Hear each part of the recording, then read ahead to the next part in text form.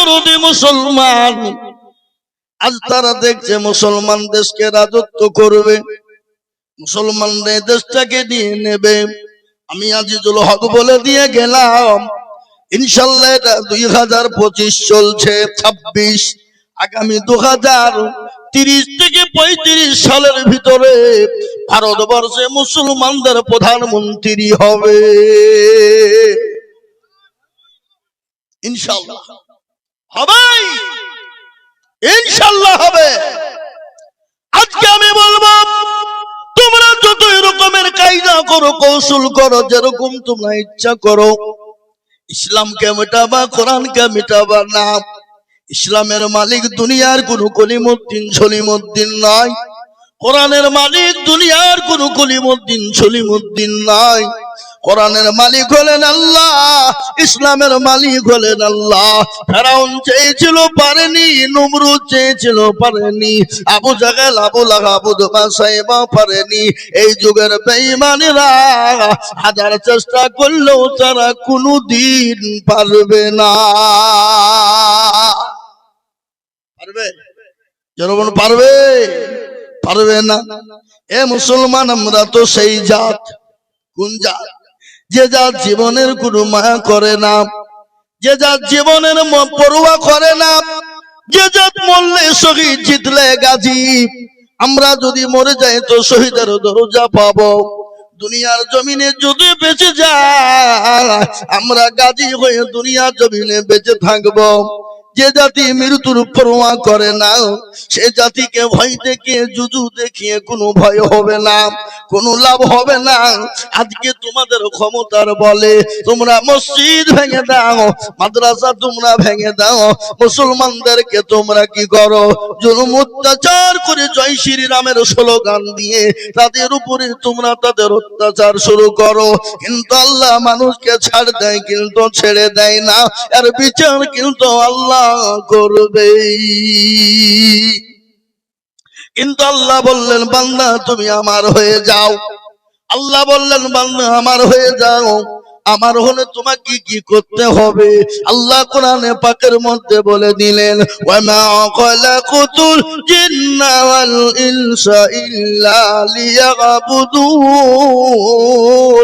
আল্লাহ বললেন, বান্দা আমি তোমাদেরকে বানিয়েছি আমার ইবাদত করো, আমার বন্দেগী করো, আমার বড় হুকুম নামাজ আদায় করো রে বান্দা।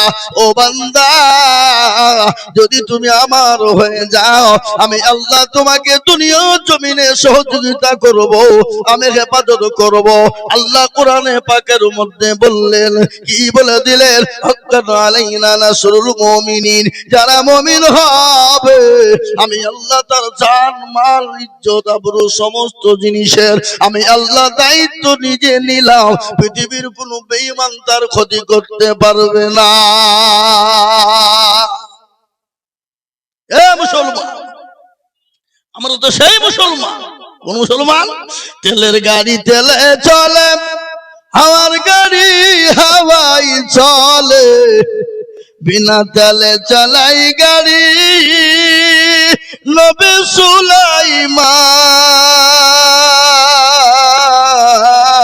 সুলাইমান। আমরা তো সে মুসলমান।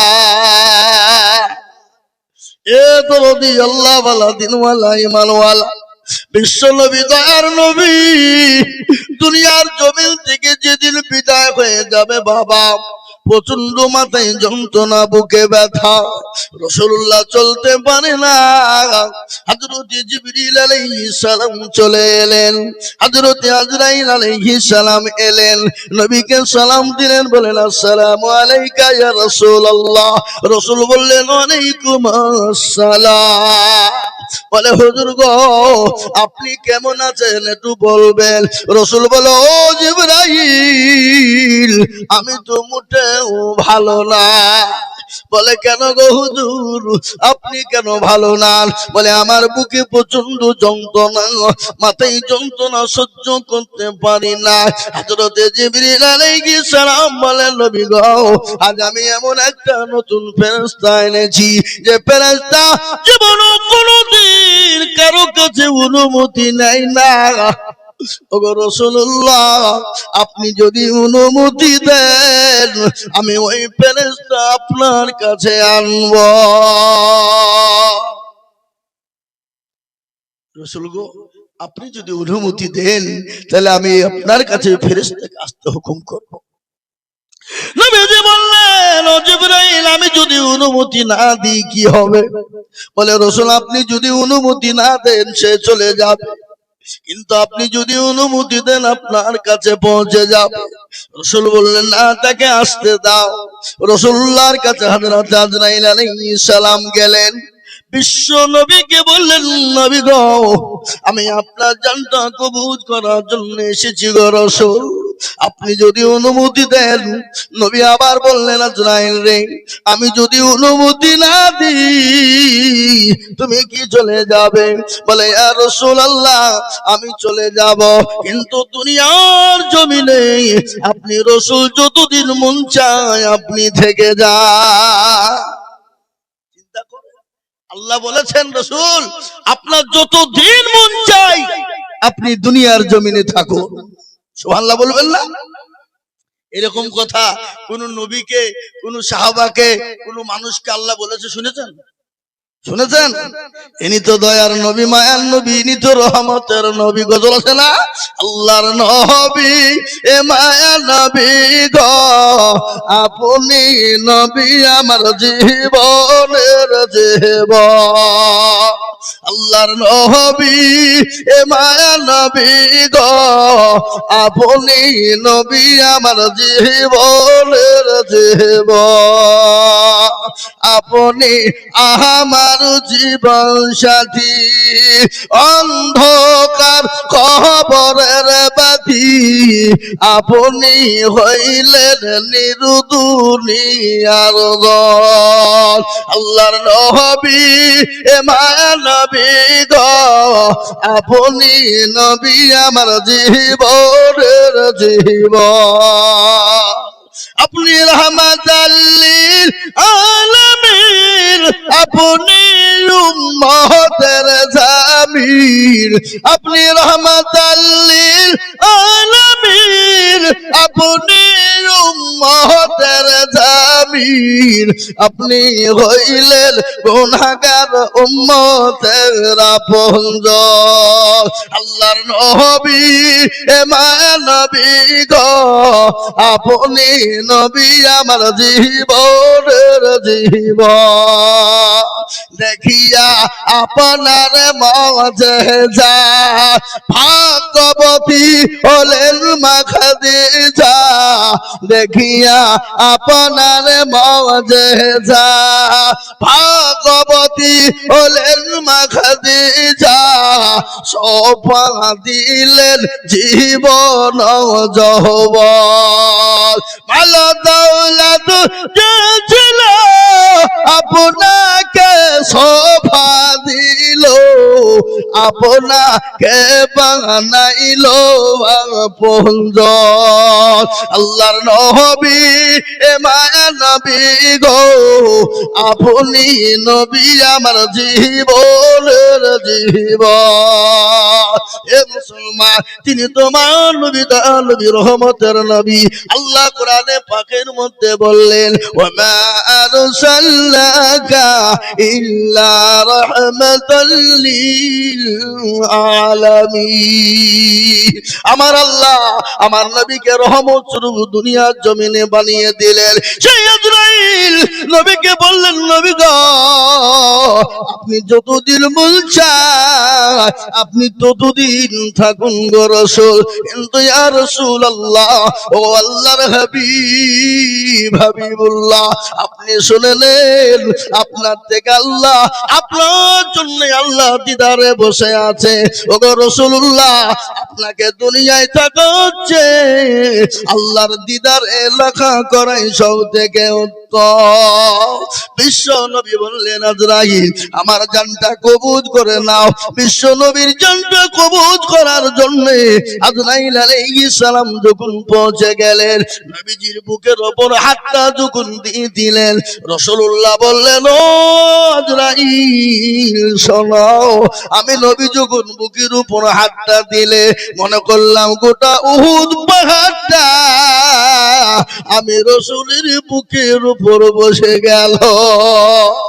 বলো গো, আমি যখন এরকম কষ্ট পাই, আমার উম্মত উম্মতির কি এরকম কোন কষ্ট হবে?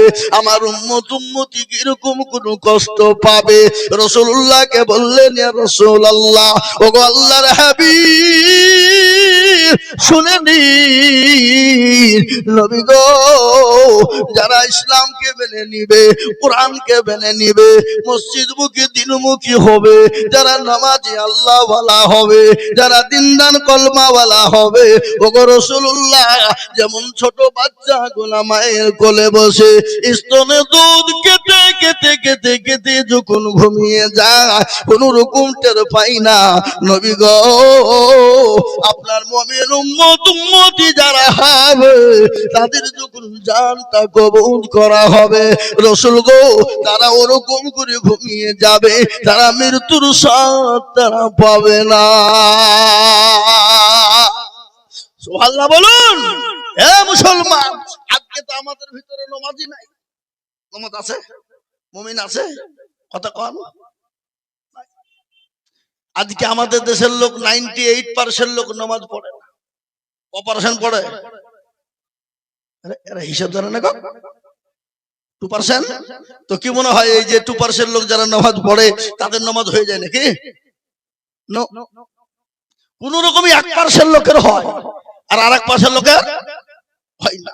20 বছর ধরে নামাজ পড়ছে, মুরব্বী, দাড়ি পেকে গেছে, চুল পেকে গেছে, চোখে নরম, দাঁতে নরম, আত্মাহিয়াত জানে না, দুরূদ শরীফ জানে না, দোয়া কুনুত জানেন না। সেদিন এক মুরব্বীকে জিজ্ঞেস করে বলছে, চাচা নামাজ কতদিন পড়ছেন? মেলা দিন হইল। তুমি তখন জন্ম হইলেও নাই। বলছে কি রে, হ্যাঁ তো চাচা তাহলে দোয়া কুনুতটা কি? বাপ আমি তো জানিনি, কুলুহ দিয়ে চালাই। তো কুলুহটাও ঠিক নাই। এ বাবা, ইন্না তাইনা কুল দেখা যায় তার মধ্যেও 20টা ভুল আছে না নাই? কথা কন, আছে না আমাদের সমাজে এরকম? কিন্তু এরা কোনোদিন ইমাম সাহেবকে বলো না, হুজুর আপনি তো আমাদের ইমাম, নামাজটা ঠিক করে দিলে হতো না। কোরআন না, জীবনেও বলবে না। কেন? ও দেখছি বাই চান্স যদি মৌলবি আমার ভুল ধরে ফেলে, তাহলে মৌলবির কাছে আমার মোড়লি চলবে না। আর আজকাল কিছু লোক আছে মসজিদের ইমামের বাপে মোড়লি করতে ভালোবাসে, মুতিয়ে পানি লিয়া দেন না, ইমামকে খবর করে হুকুম দেয়। আছে না নাই? জোরে বলুন। এ বাবা, একজন মদখোর, গাঁজাখোর, চুল্লুখোর, হেরোইন খোর, সব খোর, মৌলবিকে বলছে হুজুর আমার বাড়ি মিলাদ করে দিতে হবে। মৌলবি যদি বলে না আমি যাব না, তো গোটা দৌলতাবাদ, গোটা হরিয়ার পাড়াকে দুর্নাম করে বেড়ে, মৌলবি করছে দেখ, 2 পাতা পড়িয়েছে, বুড়ি ভারী গরম রে, গোটা এলাকা পর্যন্ত দুর্নাম করে ফেলবে। কিন্তু যে মদ করে, গাঁজা করে, চুল্ল করে, ওয়া দেখবে না লোকে, কিন্তু মৌলবির দোষ দেখে দিবে। কি বুঝছেন আপনারা বলুন? আছে না নাই? আবার যদি মৌলবি যায়, তো মৌলবি যায় যদি দোয়া শুরু করে আল্লাহুম্মা আমিন, আল্লাহ বলছে মৌলবি তুই একবার মরিয়ে দেখ। মদ কর, গাঁজা কর, চুল্লু কর, হেরোইন কর, সব করার ওর বাড়ি থেকে যদি দোয়া করতে, তোকেও ফাটাবো, ওকেও পিটবো। মৌলবি বিপদে পড়ে গেছে, আল্লাহ কি হইলো? যদি না যাই তো দুনিয়ায় দুর্নাম, আর যদি যাই তো ভাবছি আল্লাহ ফাটাবে, তাহলে কোনটা করবো আমরা? এ বাবা, মৌলবিকে জিজ্ঞাসা করবেন না। আমাদের দেশের মৌলবিরা, ইমাম সাহেবরা, এই মালগুলাও কিন্তু কোনোদিন কাউকে বলে না, চাচা বসেন নামাজটা ঠিক করে দিই, জীবনও বলবে না। কি বলবে? কথা কেন বলবে না? মৌলবি বলছে তোদের ভাগ্য ভালো, ওযু করিয়া নামাজ পড়ায়, বেশি কায়দা করলে বিনা ওযুতে নামাজ চালিয়ে দিব, সালাতুন নামাজ হইলিও বা না হইলিও বা। কি বুঝলে? 5000 টাকা বেতন। মৌলবিকে ডিম দিয়ে ভাত দিয়ে বলছে হুজুর চান ভরিয়ে খাওয়াচ্ছে। কি বুঝলেন? ডিম দিয়ে ভাত, মৌলবিকে চান ভরিয়ে খাওয়াচ্ছে, আর বেতন হলো 5000। আর মৌলবি নামাজ পড়েছে আলহামদুলিল্লাহ রাব্বিল আলামিন, আল্লাহু আকবার। আল্লাহ কি করব? 5000 টাকা বেতন, আল্লাহ কি করব? কোন দিক করব? ছেলেকে পড়াবো না বললে শাড়ি ব্লাউজ কিনবো, না আল্লাহ কি করবো? গায়রুল মাগদুবি আলাইহিম ওয়ালাদ-দাল্লিন। কি নামাজ চলছে? বলে মুসল্লিকেও পিটবো, ইমামকেও ফাটাবো, শেখবো, আয় দেখবি মজা। এরকম আমাদের সমাজ আছে না? জোরে বলুন। কিন্তু আমাদের দেশে আজকে সমাজে কার দাম বেশি? পৃথিবীর মধ্যে হাদিস শুনলেন, নবীজি বলেছেন, হাদিস শুনুন, রাসূলুল্লাহ কে বললেন, খায়রুকুম মান তাআল্লামাল কুরআনা ওয়া আল্লামাহু। এর মানে কি? এর মতলব কি? এর মানে অর্থ কি? বলেন দেখি, আপনারা কে জানেন? জানেন আপনারা? এর অর্থ হলো খায়রুকুম মান তাআল্লামাল কুরআনা ওয়া আল্লামাহু, যারা কোরআন শিখলো অপরকে শিক্ষা দিল, পৃথিবীর শ্রেষ্ঠ ব্যক্তি হলো এরা। কিন্তু আমাদের দেশে শ্রেষ্ঠ ব্যক্তি বটে, কিন্তু বেতন 5,000 টাকা, তা 3 মাস বাকি। মৌলবি চাইতে গেলে বলে মৌলবির লোক কত রে, আর ওই সেক্রেটারি বলছে হুজুর একটু বলো আমার বেটার জন্য দোয়া করবেন। বলে কেন কিসের দোয়া?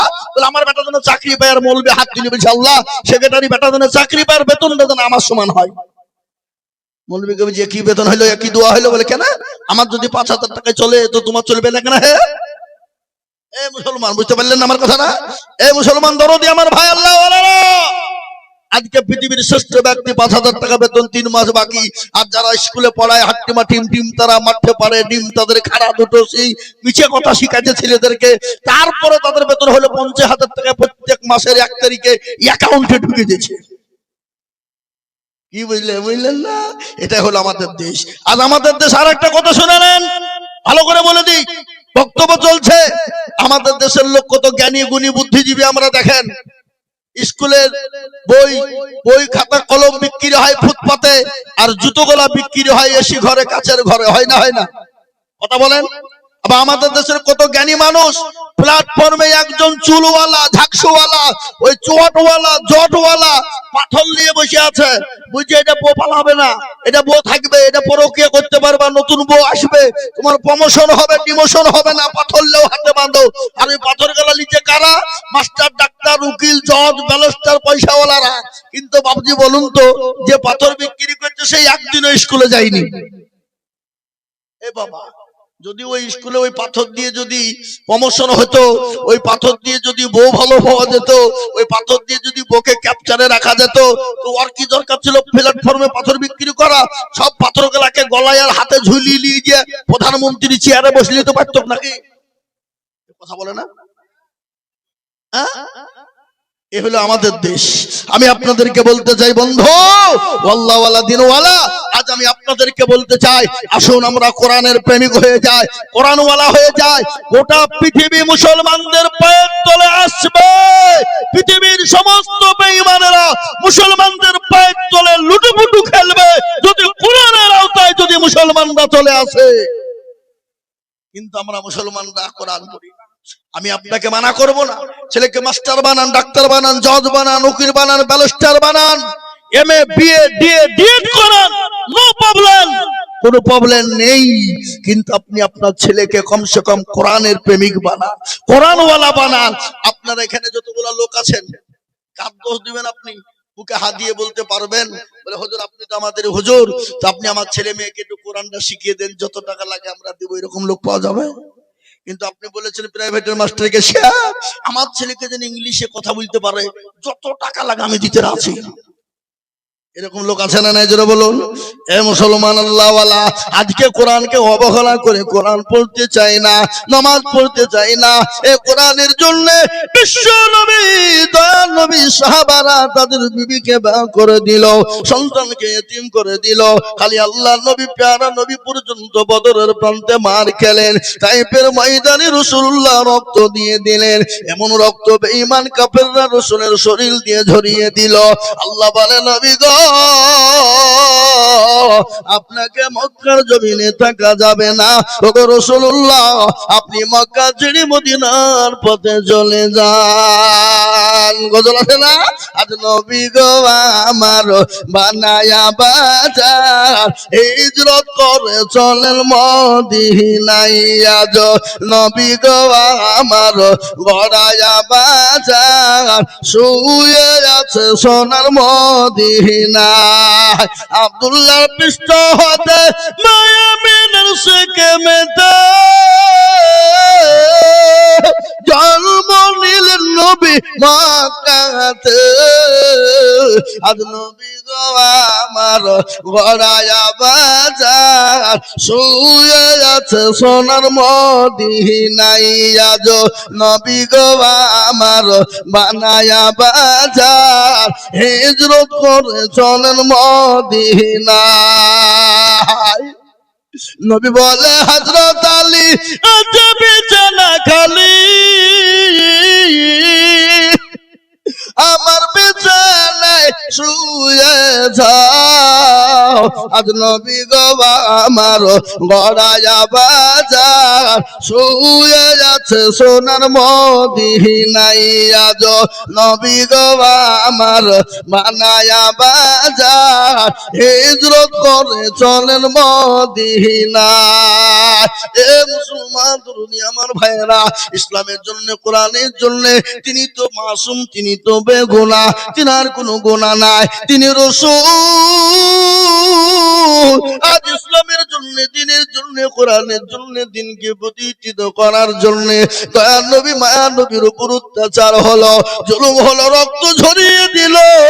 এই মুসলমান দরদি আমার ভাইরা, আজকে আমাদেরকে ইসলামের জন্য রক্ত দিতে হয় না, কোরআনের জন্য মার খেতে হয় না, ইসলামের জন্য বিবিকে ব্যয় করে দিতে হয় না, সন্তানকে এতিম করে দিতে হয় না। আজ আমি বলবো দরদি মুসলমান, আসুন আমরা কোরআনের প্রেমিক হয়ে যাই, আসুন দিনের প্রেমিক হয়ে যায়। ইনশাল্লাহ দিনের প্রেমিক, কোরআনের প্রেমিক যদি হয়ে যায়, গোটা পৃথিবীর বেঈমান একদিকে যদি হয়ে যায়, ইসলাম এবং কোরআনের কেউ ক্ষতি করতে পারবে না। একবার হাতটা উঁচু করে দিয়ে আমার আল্লাহকে দেখিয়ে বলুন ইনশাল্লাহ।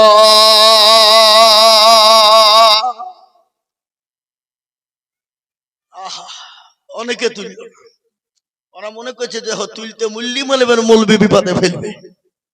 আরে বাবা, যে তুলে দিল জিতে গেল, যে তুললো না হেরে গেল। ওরা মনে করছে কেউ দেখতে পাবে না, কিন্তু যেটা কেউ দেখে না সেটা দেখেন কে? যেটা কেউ জানে না সেটা জানেন কে? যেটা কেউ বুঝে না সেটা বুঝে কে? সবাই বলে আমি ভালো, আমি জানি কি আমার মনের গোপন খবর জানে আল্লাহ জি। আল্লাহতে আধারে নির্জনেতে কথা কি করেছো তুমি সব জানেছ। চোখে দেখেও যাবে না ফাঁকি, আমি জানি কি। ও মুসলমান তরুণী আমার আব্বা জানেরা, যেটা কেউ জানে না সেটা আল্লাহ জানে, যেটা কেউ বোঝে না সেটা আল্লাহ বোঝে। তাই আমি আপনাদেরকে বলবো, বাপ আজকে গোটা পৃথিবী চাইছে কোরআন থুবো না, আর আমি বলবো বেঈমান, হাজারো চেষ্টা করলেও কোরআনকে শেষ করা যাবে না। কোরআনের মালিক হলেন আমার আল্লাহ। আল্লাহ নিজেই বললেন ইন্না নাহনু নাযালনা যিকরা ওয়া ইন্না লাহু লাহাফিজুন। কেউ যদি কোরআনের হেফাজত না করে, আল্লাহ নিজেই কার দ্বারাই কিভাবে হেফাজত করবে? আজ আমি আপনাদেরকে বলবো বাপরে, গোটা পৃথিবীর সমস্ত কোরআন কাগজের কোরআনকে বেঈমানরা যদি শেষ করে দেওয়ার চেষ্টা করে, এরকম হাফেজে কোরআন যদি থেকে যায়, এই হাফেজে কোরআনরা এই সেনার ভিতরে কোরআন ভরে নিয়েছে, এই কোরআন মুসলমানদের সেনা থেকে বের করতে পারবে না। আজ আমি বলবো বা আজকে তাদের মেন টার্গেট হলো সর্বপ্রথম মাদ্রাসা উড়িয়ে দিতে হবে। আর মাদ্রাসা বন্ধ হয়ে গেলে কোরআন পড়া বন্ধ হয়ে যাবে, আর কোরআন পড়া যখন বন্ধ হয়ে যাবে, পৃথিবীর জমিনে মুসলমানদের কোনো অস্তিত্ব থাকবে না, মুসলমানদের অস্তিত্ব বিলীন হয়ে যাবে। তাই এই কোরআনকে বাঁচিয়ে রাখার জন্য, এই কোরআনকে জিন্দা রাখার জন্য আমি আজিজুল হক সারা পশ্চিম বাংলা নয়